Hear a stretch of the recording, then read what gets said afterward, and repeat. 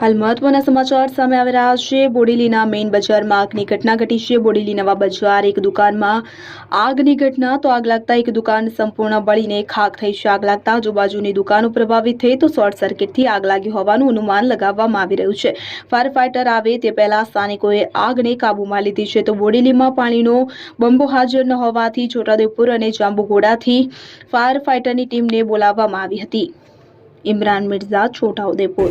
આજ રોજ બોડેલીમાં વહેલી સવારે આગ લાગતા દુકાનમાં ચિલ્ડ્રનવેરની દુકાન હતી, એમાં ભયંકર આગ લાગી હતી અને સ્થાનિક લોકોએ ઘણી જહેમત ઉઠાવીને આગને બુઝાવી છે અને પાછળ પબ્લિક હોસ્પિટલના પાઇપ લગાડીને બધા હાથોહાથ ગામના લોકો લાગ્યા। રહીશોએ જાતે મહેનત કરીને પોતાના જીવને જોખમમાં નાખીને આગને બુઝાવી કે બીજી દુકાનોને કે બીજી પબ્લિકને કોઈ નુકસાન ના થાય।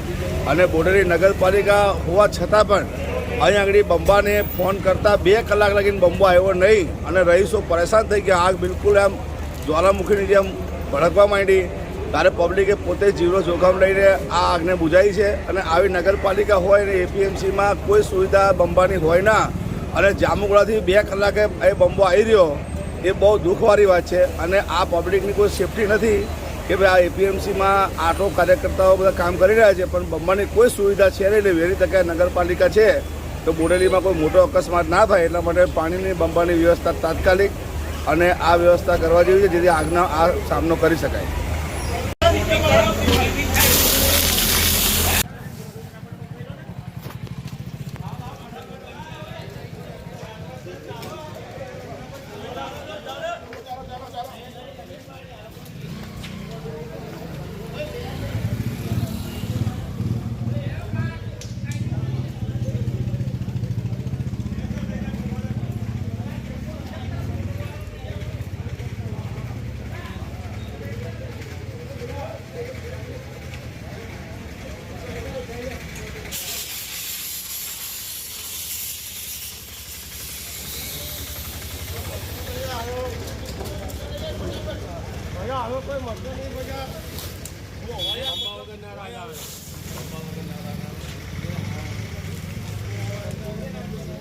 આ બધા